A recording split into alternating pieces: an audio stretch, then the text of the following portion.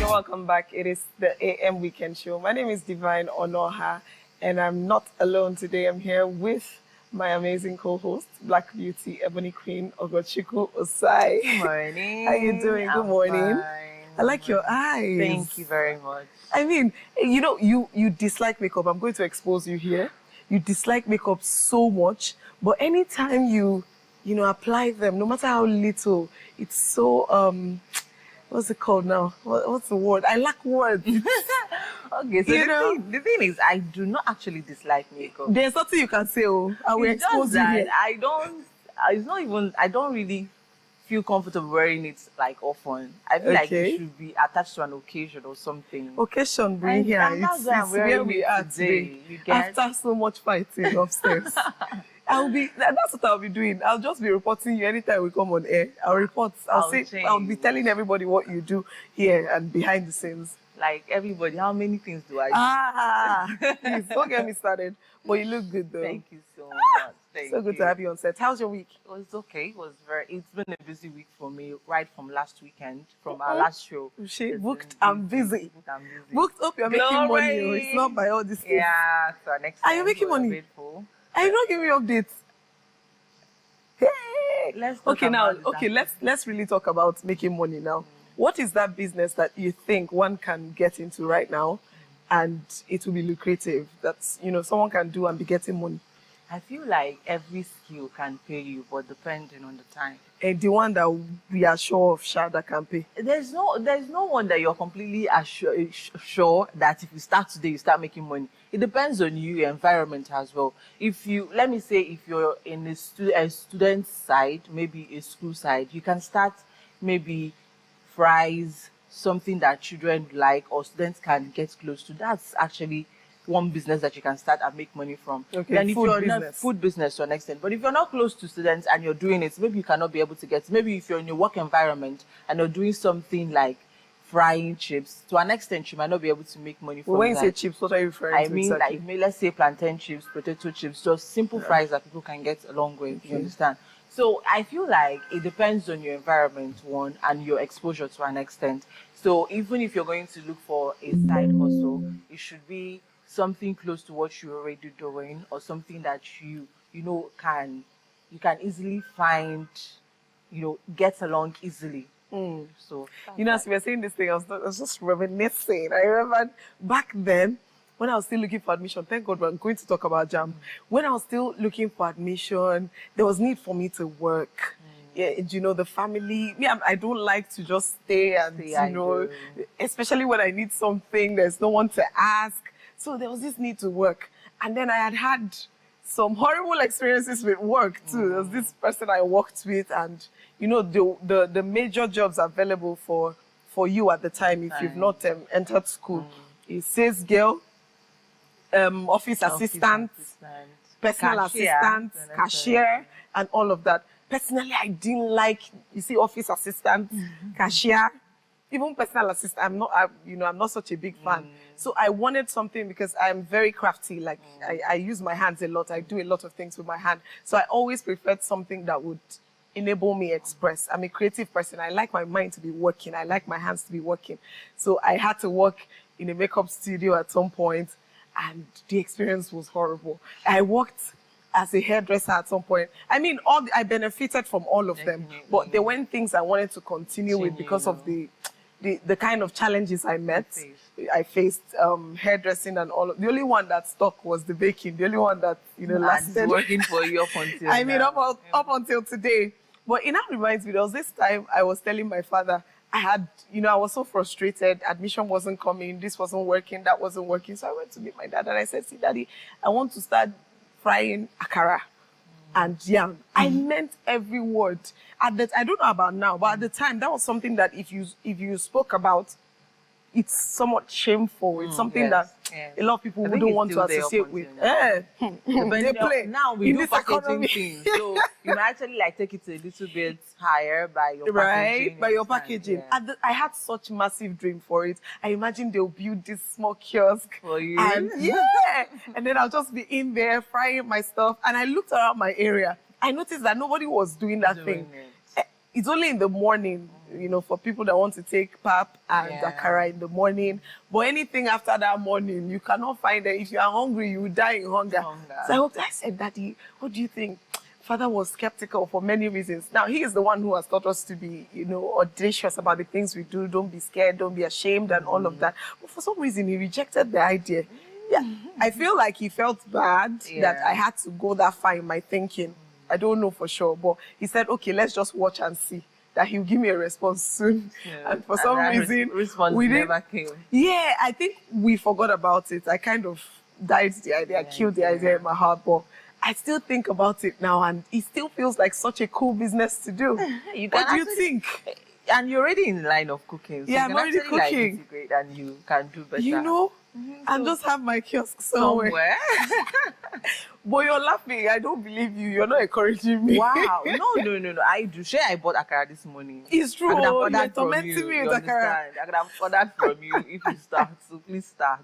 Okay, but now that we're talking about it, I'm just saying this out there to anybody who wants to do something. Don't be ashamed of your hustle, really. Sure. Don't be ashamed of anything that brings food to your table. Of course, if it's legitimate, because if you're not stealing from anybody, you're not doing the wrong things, then go out there and really push. It will amaze you that these are the businesses that really bring money. These are, see, we're giving you updates. Before people say we're not dropping updates. These are businesses that you're sure people will patronize. Food. Definitely. Food business. If you don't get anything from this show today, we're giving you. I mean, look around. I think another problem is people look so far.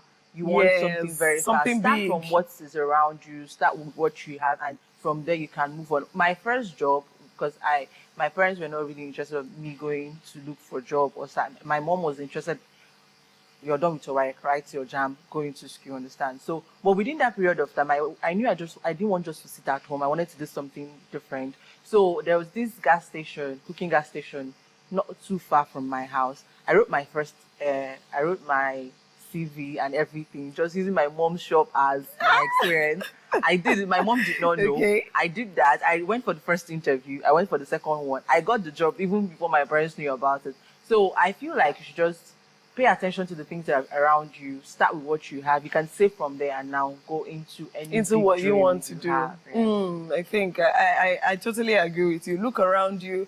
What do you think your environment needs? What services, what products do you think you can make available for people to patronize, you know? And if you're able to do that, I strongly believe that in as much as we have our dreams, we have our passions, the economy is not one that you just keep your mind on one thing, on that thing you want to do, whether it's relevant to your environment or not, you will starve. So it's better you start, even if it means starting with something you don't really like, so long as it will provide you and the money you require. environment thing, it builds your character. It builds you as well. If you're able to start from something as small or anything you can place your hand in, it helps shape you, it helps develop you for that big dreams. You cannot just, assuming now, I have a dream of working in Microsoft and I've never worked in any work environment. How will I be able to manage being there, you understand? So you need to start from where you are, build your character so that you can learn how to enter into any room, you know, because you've been in some rooms from time to time, so you can be able to handle any room as it comes. But if you're just falling out from somewhere and because you think you have a dream, even when that opportunity comes, you cannot be able to handle it because you don't have any prior experience. So it's important. That thing you said about character is so profound. And for Christians out there, in case, because sometimes when we're talking like this, you're wondering, what are we, who is giving us the courage to, you know, some people, if you don't give them a religious backing to what you're saying or a political or something like that, they don't really say, who is this? Bible says, whatever thy hands findeth to do, and it didn't say you must like it. Whatever your hand has found to, anything at all your hand has found to do it well. Do it, just ensure you're doing it well. You never can tell where it's going to lead you. And on that note, we're wrapping up. Okay, we're not wrapping up the segments. Let's just go into this JAMB thing a little because I mentioned it earlier, and you know, this whole story got me thinking about my JAMB days. And recently online, we're seeing that there's been mass failure. We're seeing that more than half of the candidates that applied got below 160 to 190. Below. I mean, it is more than half of the candidates. So we're seeing other people online saying 200 is not a very bad score, 200 is a bad score. There's been a lot of debates going on. At the time, when I was still writing, 200 was not such a bad score, even though by the time you check it, 200 over 400, that's 50%. That's like a C. Depending on the course you want to study. I don't know why JAMB has done it this way. That you said depending on the course? On the course you want to study. If you want to do medical courses, 200 is a very bad like you're score. flat. You don't have any hope. It's terrible because at the time when we're still writing, if you write and you score like 200 or 216 or 270, the way you will kneel down and thank the Lord, because it looks like I don't know why, whether to say the standard was just too high, because it was considered a pass mark. It was considered something that can get you something. But if you're weighing it, you're checking it, this is over 400. That's a C, narrow escape C, for that matter. And then when you now talk about the courses, even if the cutoff is 180, even if the cutoff is 190, or even 200, they will not leave people who scored 320, 270, 280. It's just so terrible. But let's focus on this particular post. This guy said, "Dear JAMB, something is seriously wrong with the recent released UTME results. These scores do not reflect the abilities, effort, or track record of our student, Ebuzz Victoria. Ebuzz Victoria scored 295 in last year's UTME, and now she's being told she scored 132, and many others." I can so relate to this story. So he's now saying that these are not just numbers. These are brilliant students who have consistently performed well. The effort, preparation, and excellence they've shown can't be dismissed this easily. This is confusing, disheartening, and quite frankly, unacceptable. So, you know, it's like asking, why is this so? I think I experienced that before. My first few scores were amazing. And then one that I wrote, they just gave me, was it 170 or something that I didn't know? I couldn't eat, I couldn't sleep. I was so pained that period. So I can relate to this story. And now he posted this thing online. People are commenting. And someone is saying that, no, that she relented.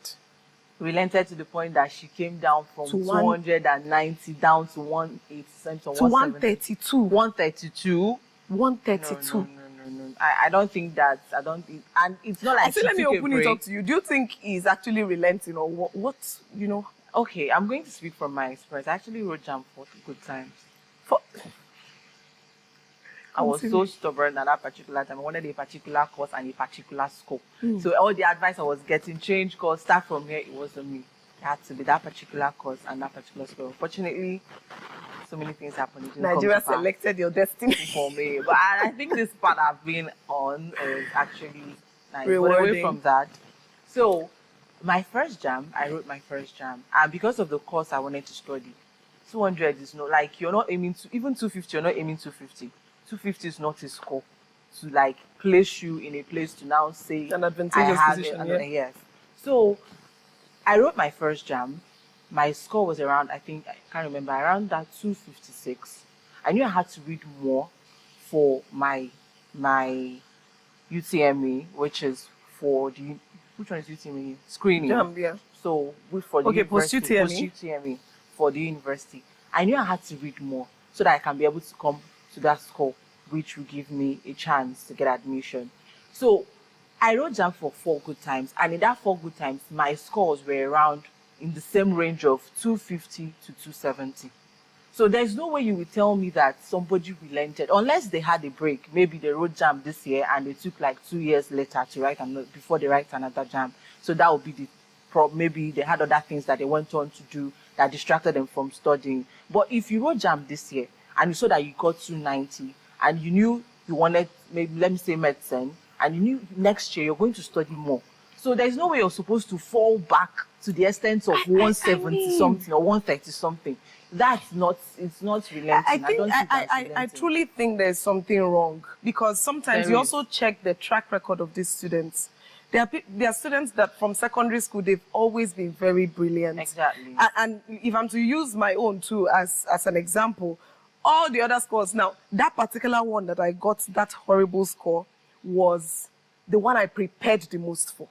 the one I read the most for. The one that finally gave me admission was I had You're given really up. tired. I said, see, anything. Anything. So does that make any sense? It does not make any sense. So I strongly believe there's something wrong. And this is Nigeria. We always have faulty systems. Let's just be honest. You understand? So something has gone wrong with this thing. Because even that my results that year, I remember checking the first time. I did not see. I kept checking that result. I didn't see it until it finally came out. I don't know how it came out. So I just believe that no, this wasn't it. This system is not something you trust completely. It's not clear to an extent. So I feel like there are some some things somewhere that need to be checked. We need to consider, because this continuous mass failure, in as much as we have a lot of distractions on the side of the students, but not to this extent where people fail. And just this example now, where somebody that scored 298, who has maybe tripled the way they study or doubled it to make sure that they hit their targets, and the person is dropping from 290 something to 130. I can imagine how the lady feels. Devastated, because I know how I felt at my own time. It can just. I got to a point where I said, see, we'll just sell yam and things. We're not doing it. We'll just be selling yam and things. I can imagine how devastated that lady will feel.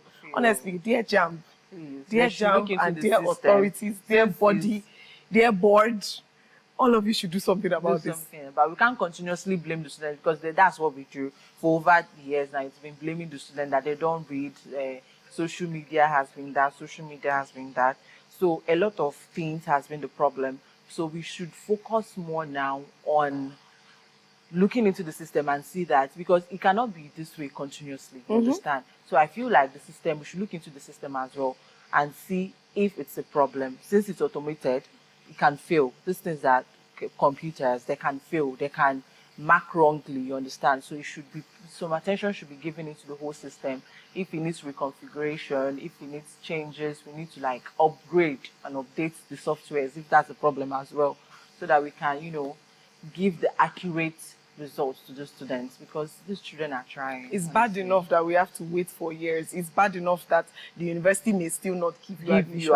It's bad enough that we still hear things like it's bad enough that we still hear things like tribalism, or it must be in your region. It's bad enough that when you enter school, you will have to go through strike and strike again. It's bad enough that after school, you may still not get a job for years. And then, okay, give us the school. Let's just do.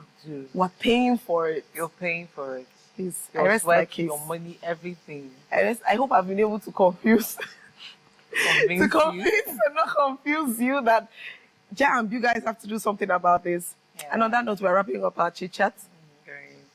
Up next on the AM Weekend Show, it's our newspaper review with Barrister Chidi Ujuatumba. Don't go anywhere. We'll be right back.